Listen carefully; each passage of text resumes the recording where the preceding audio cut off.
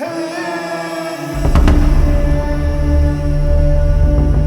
মাত্র কয়েকটা মাস রয়েছে, তারপরে রয়েছে বাংলায় বিধানসভা নির্বাচন। আর এই নির্বাচন তৃণমূলের কাছে খুব সহজসাধ্য ব্যাপার নয়।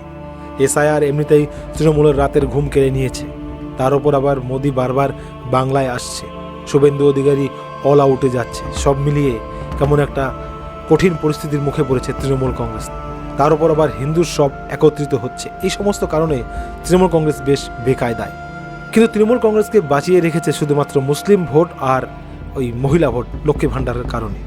কিন্তু এবার এই মহিলা ভোট ধ্বংসের পথে, মহিলা ভোট হাতছাড়া হওয়ার পথে। আসলে লক্ষ লক্ষ আশাকর্মী রাস্তায় নেমেছে, কলকাতার বুকে মমতার বুকে কাঁপুনি ধরিয়ে দিয়েছে। আসলে আশাকর্মীরা নাকি এই 5,000 সামথিং কিছু পেয়ে থাকে তাদের পারিশ্রমিক। এবার তাদের দাবি তাদেরকে 15,000 টাকা মাসে দিতে হবে এবং 50 লক্ষ টাকার স্বাস্থ্য বিমা, জীবন বিমা দিতে হবে। এই আশাকর্মীদের দাবি মোদী সরকার নাকি সমস্ত টাকা পাঠিয়ে দিচ্ছে, কিন্তু রাজ্য সরকার এই সমস্ত লুফে নিচ্ছে, নিয়ে মাত্র সামান্য কয়েকটা টাকা দেয়। তো যাই হোক, বেতন না বাড়ালে, এর আগে অনেকবার প্রতিশ্রুতি দিয়েছেন, বাড়ায়নি, এবার না বাড়ালে বৃহত্তর আন্দোলন হবে। তো বিধানসভার আগে এই মহিলা আশাকর্মীরা রাস্তায় নামাতে মমতার কিন্তু ভয়ের কারণ হয়ে দাঁড়ালো, কারণ এই মহিলারাই কিন্তু 1,000 টাকা পায় লক্ষ্মী ভাণ্ডারের। তো এরা যদি এবার বেঁকে বসে তাহলে তো মমতা হারবেই। তো 2026-এর আগে এই আশাকর্মীরা মমতাকে ভয় ধরিয়ে দিল।